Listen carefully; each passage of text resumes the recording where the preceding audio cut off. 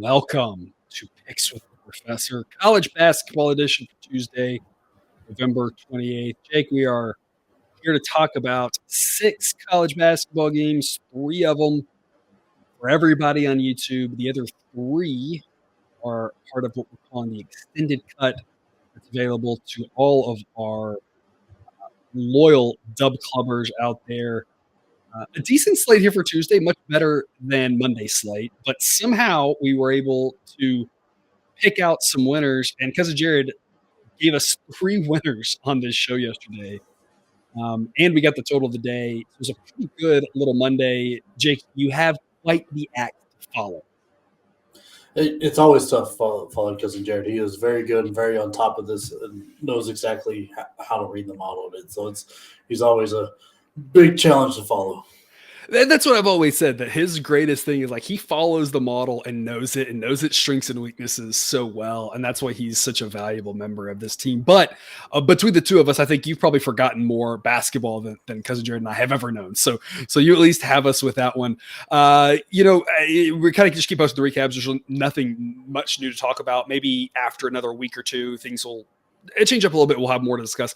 Biggest thing is the totals continue to do really, really well. And so we're going to continue to focus on that as the strength. And the sides I spend a lot of time today making some tweaks. People who've been around here long enough know that when things don't go well, and they can't always go well, unfortunately, that I work tirelessly to fix that. So I think I've done some things to make it better. We'll see. You never really know.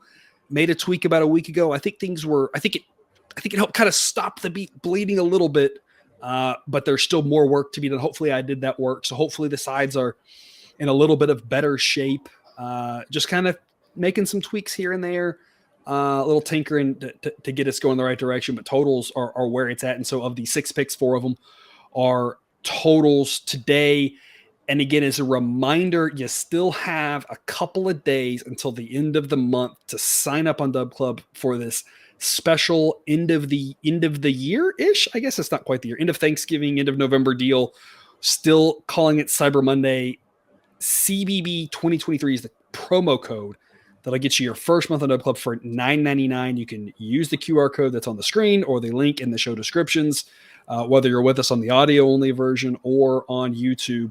And again, remember, prices increase January 1, but if you are with us by then, your price is locked in forever. So this is like a 2-for-1 special because you're locking in the sale, getting 60% off your first month. And on top of that, you are locking in the cheaper price going forward. So to me, it's like a 2-for-1 special. You know what I mean? You normally got to go to like Denny's to get that sort of thing, right? Yeah, I mean it's Denny's is probably the best example, or like Steak and Shake, like where they got all the meals under $4. It's like that. Mm-hmm. My issue with Steak and Shake is I feel like it takes 30 minutes just to get your food. That's my only problem with that. Yeah, I feel like they never staff enough people, so it's the poor guy running the grill or whatever. It's just always behind. The milkshakes take forever. Yeah, but whatever. Now that we've made our entire audience hungry, let's start off with Mississippi State and Georgia Tech. Mississippi State, I mean, the thing you have to talk about here is their defense. Sideline ranks their defense number 6 in the country. Offensively, they're not bad, but it's one of those things where we know the defense is going to carry them, and how good their offense is kind of determines how deep they can make a run because we know the defense will be there. Georgia Tech, not a terrible team, not a great one. Mississippi State's favored by a decent amount. We would kind of expect that. We're here to talk about the total. We're going to go over 140.5. That's kind of the consensus. What I pulled the average line, I was able to get 140 myself. It's a C grade pick. We got a couple of C grade winners on yesterday's show. What we mean, and we said it then as well, what we'll say here again, is the C grade simply means that the discrepancy isn't large enough to be overly excited about it, but that doesn't mean there's not a C grade here and there we should play. Jake, why is this one of the C grades that you think is worth adding to your Tuesday college basketball card? Look, I think Mississippi State's offense is a little underrated by most places. They shoot the ball from deep a little too much, can fall in love with that, but their defense kind of cleans it up, so you don't see it in their record. But I think in this, especially in this game, and as rough as Georgia Tech's defense is, I mean, they're, I guess, average. Like, I think Mississippi State's going to be able to take full advantage of that. They rebound the ball well. their offense will be able to score enough to really kind of carry us to the over. Plus, their offense doesn't turn the ball over a ton, but when they do, it is typically a steal. They're one of the worst teams for giving a lot, just a free pass away. I don't know if it's because they're not paying attention. I mean, there's not a great way to grade that, but unfortunately, I don't know. In the couple of their games I've watched, it is just a couple errant passes where they're not just paying attention and they just throw it to the wrong team, and that's easy buckets. Easy buckets helps Georgia Tech, helps the over. A few of those, I mean, and as long as the threes go in, I mean, if you look at that pace, you've got them about the same pace, so they're going to want to do the same thing. I think they even get the tiny bit faster with the way the turnovers are going to work in this game. I think we end up playing faster than where they actually want to play at. And that's not going to be much to get over.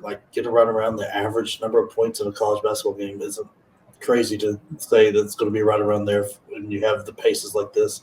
The defense for Mississippi State makes you a little worried, but like I said, I think their offense makes a few too many mistakes that Georgia Tech can do enough to get us over 140.5. The average so far in college basketball number of points per game is actually slightly over 145 this season. And that's been a little bit of the rule changes with regards to charges and blocks and whatever. And so it's not supposedly, and we'll see. Something we'll be tracking, of course. And I've got my eye hard on it because we need to know if we should just kind of be where the tide should be with regards to totals. But because it's from my understanding more of a rule change and not a rule emphasis, this is one that we think is going to hold through the course of the season. We'll see. A lot of times there are rule emphasis that happen at the start of the season, and you'll see points really dip or really spike, and then it'll kind of return to the norm by the time you hit January or whatnot. But the average so far, according to my data, up around 145, and it's usually more around 140, 141. And so Sideline says this should be lower than average, but not so much so like the books are projecting it here, because 140.5 is now pretty far below average at this point, and we think we can get closer to average here. Slightly above average on the pace, and again, it's a good point of Mississippi State's offense is slightly underrated. That helps us. The other thing, Jake, that I thought, and obviously Georgia Tech's going to struggle to score. We know that, but Mississippi State's going to have a kind of a fairly easy time. Might get lost in the shuffle looking at that, but the reason I put the grades and the ranks here, sometimes either one's a little bit easier for us to look at, comprehend, wrap our brain around.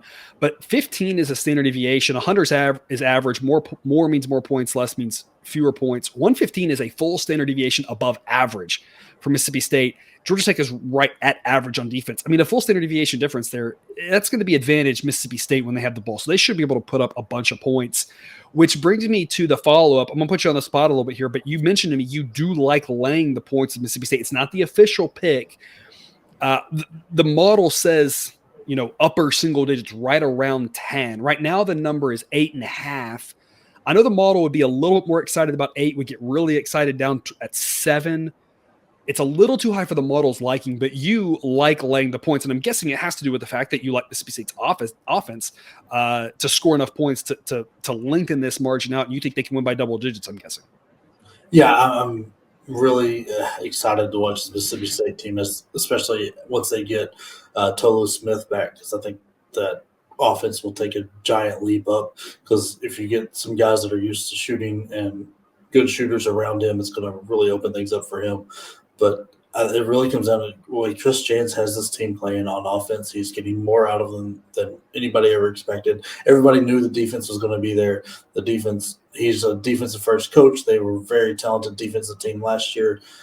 They look great there, and their offense improved. He did enough in the portal for their offense to improve. And I'm kind of down on Georgia Tech. I think they've played better than they expected, but I think they're going to come back to what people kind of expected this year. And I think the gap between these two teams is a little wider than what the numbers say right now.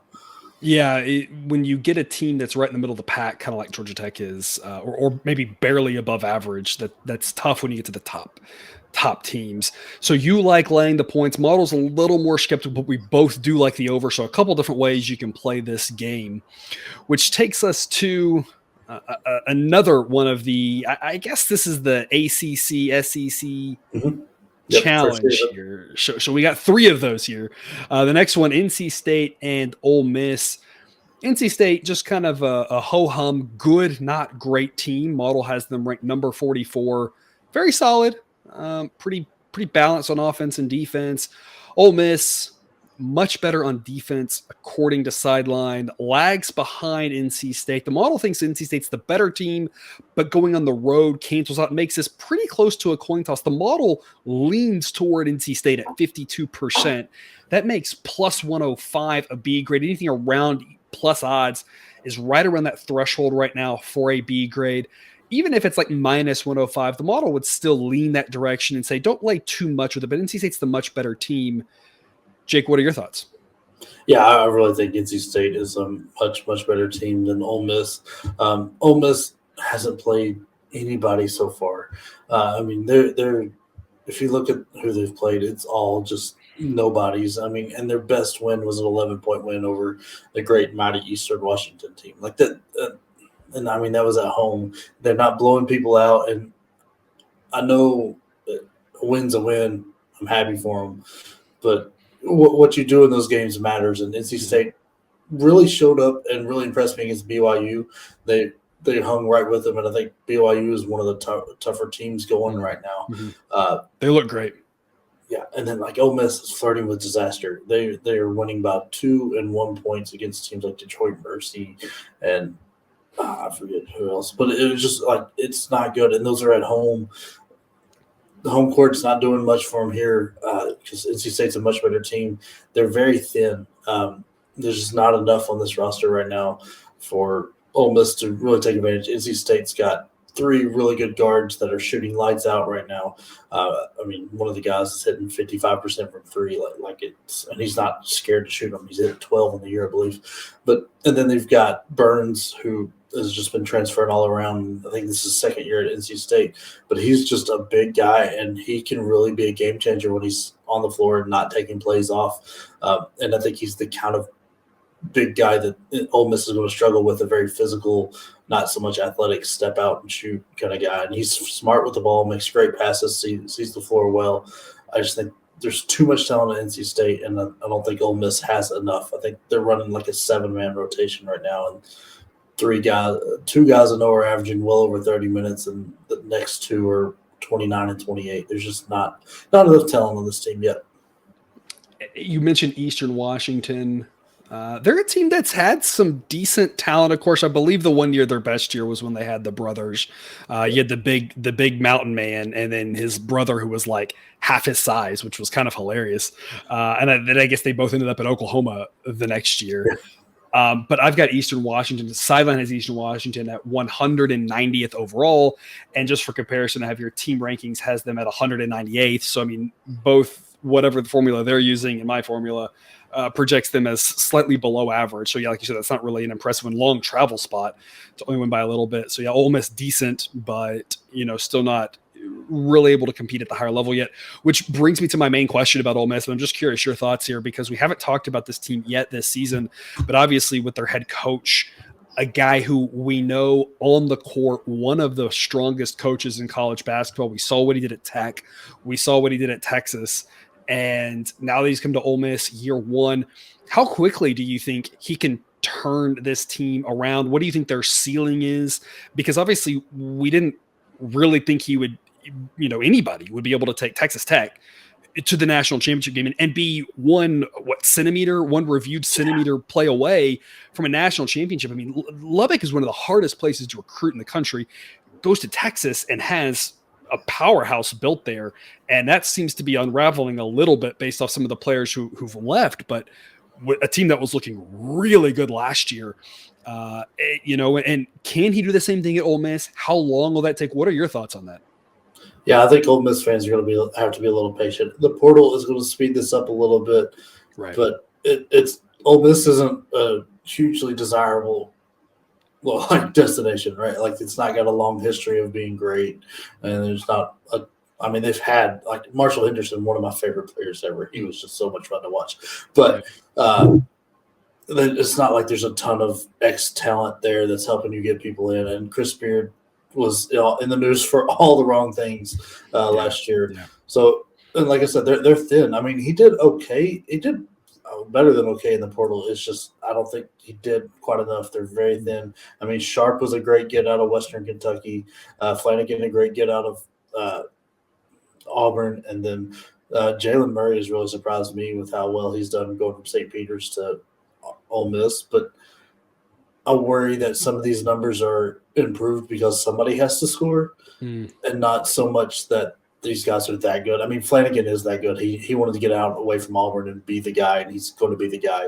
But it's just I don't think he quite did enough for this year. I think them and Vandy are going to be very much at the bottom of the SEC this year.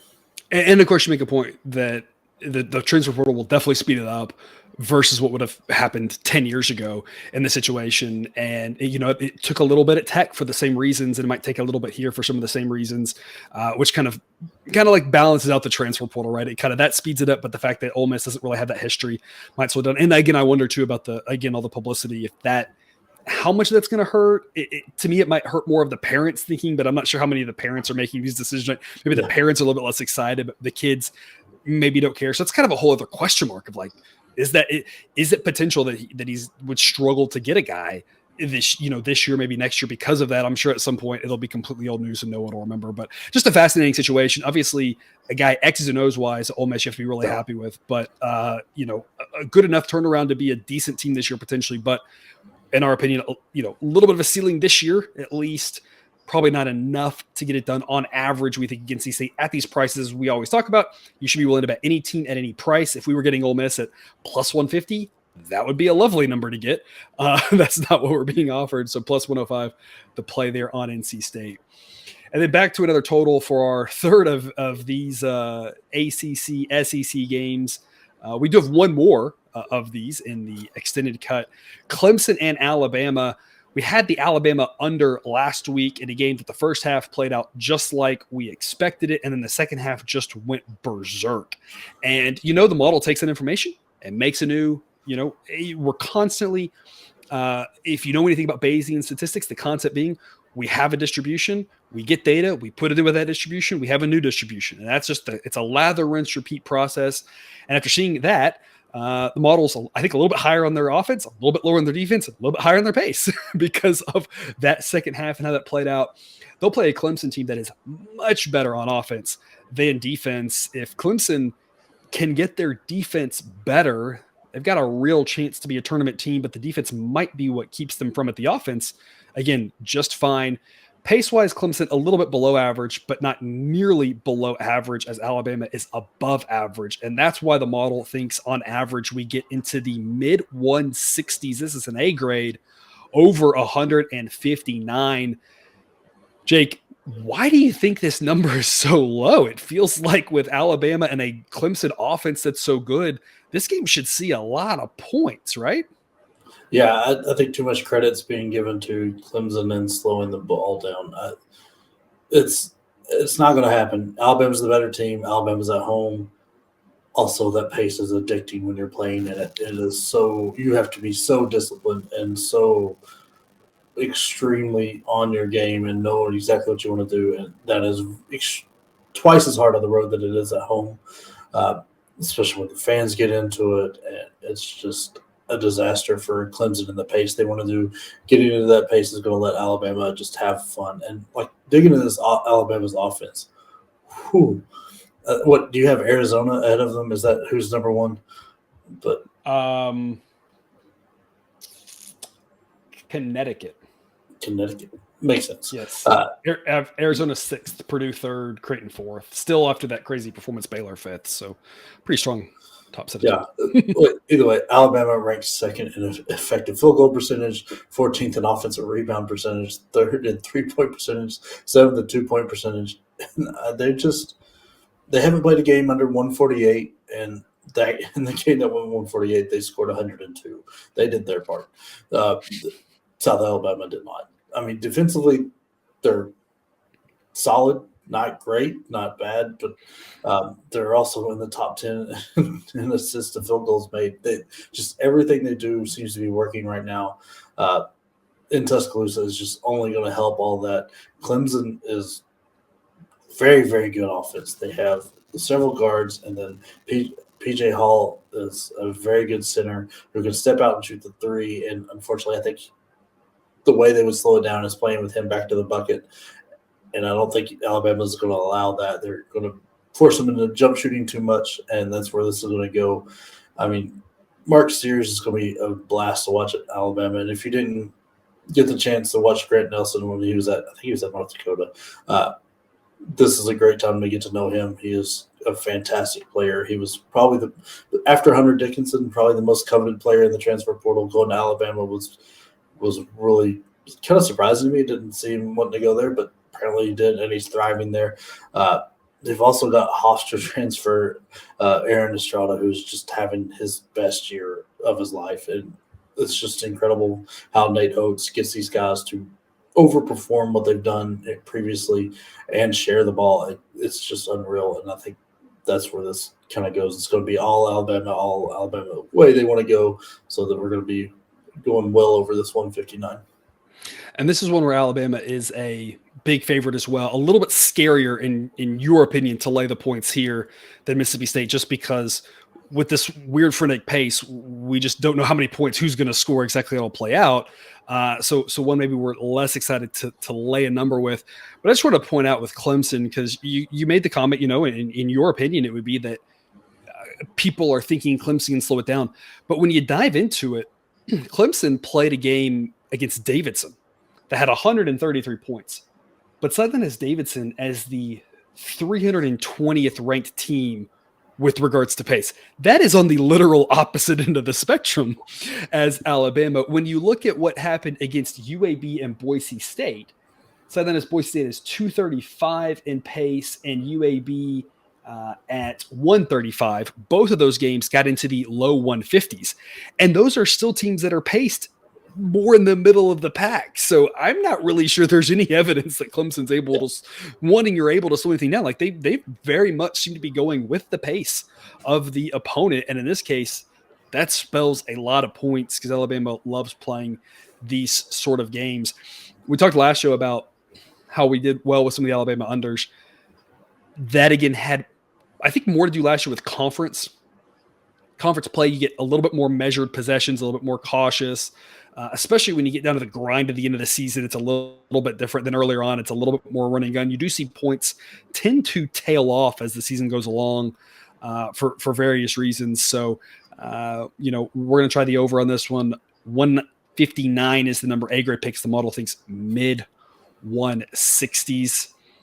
And Jake, there is your recap, the extended cut available to everyone on Dub Club. And again, right now you can lock in your price so that when prices change, they don't change for you. And you can lock in your first month there for $9.99 using the link in the show description and the promo code CBB2023. Jake, parting words before we get a 60-second reprieve and come back and talk more basketball.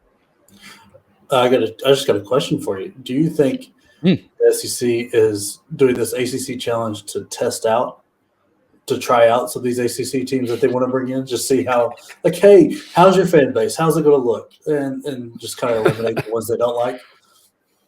No, because I think football rules all that, for better or worse. But it is a funny thought with all the conference changes. But, we have had a lot of fun discussions over on Discord as well about teams like Stanford and Cal, going to be in the ACC, and that the average travel to most of their ACC opponents is going to be about the same distance as traveling to Hawaii. And it's like, that just seems bonkers for some of this travel.